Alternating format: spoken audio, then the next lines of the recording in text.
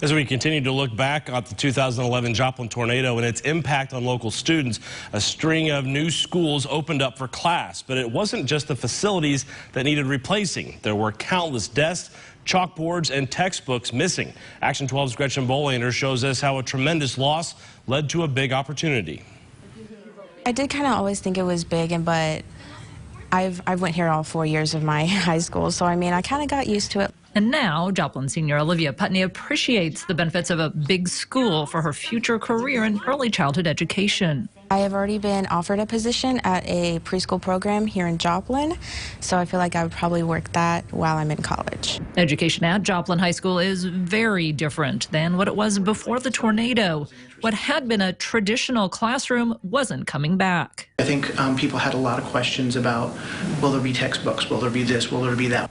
Joplin school leaders decided to move JHS to one-to-one education, one laptop for each of the 2,200 students. It was going to be a new game. We were going to do things differently. A lot of things that we had kind of dabbled in or tried to a little small degree, but we were really all in now. We were going to use computers in the classroom. We were going to use Google Docs. You know, we were going to work more collaboratively with students. They didn't have much time to get ready, starting with the teachers. The timeline was on fast forward compared to other districts. When you look at integrating a one-to-one program in a school district, you know, they look at a 2 to 3 year implementation plan, and this was 2 to 3 months.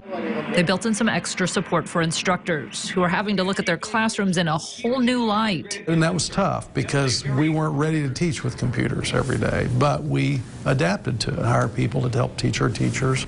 Just distributing that many laptops was a big event. And then there were the charging stations and repair shops to deal with students learning to care for their own technology. So I think there was a huge learning curve for all of us. The changes weren't restricted to technology, but how students learn and the right environment to encourage that. The sliding doors to allow those open. We have other open spaces as well, and so every room had a projector so that things could be presented on the walls. I know that they had walls that were special paint so they can be written on and wiped off.